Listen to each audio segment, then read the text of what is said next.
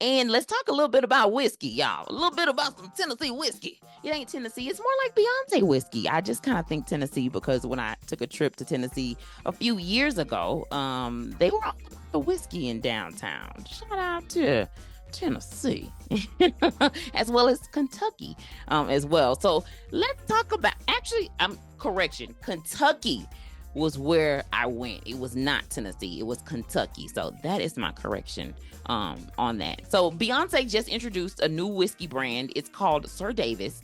Forbes.com describes the whiskey as a Japanese style inspired whiskey made in collaboration with Hennessy.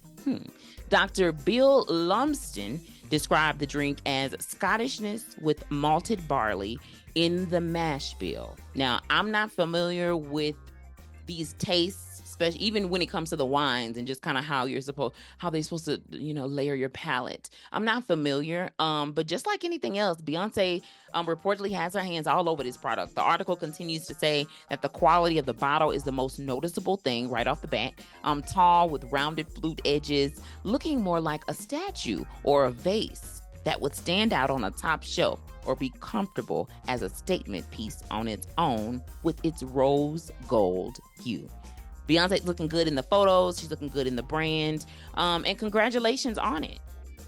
The brand new whiskey. Let's talk Forbes. Forbes magazine. We're going black on the inside. Forbes magazine, y'all, has its August and September issue out. On page 19, Forbes highlights their 50 over 50, and it includes director, writer, and producer Ava DuVernay and head coach of the University of South Carolina women's basketball team, Coach Dawn Staley, whom we just spoke about.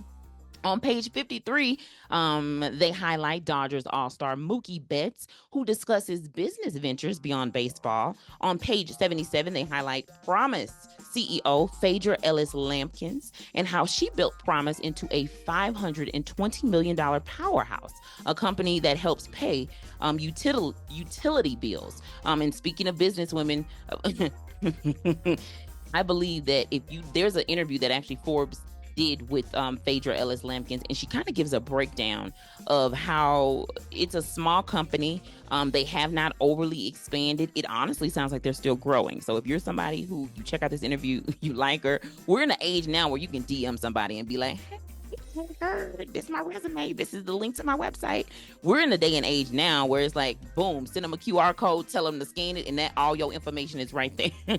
Is right there. You can fill out the application later, right? But congratulations to all of those women who have made the list of 50 over 50.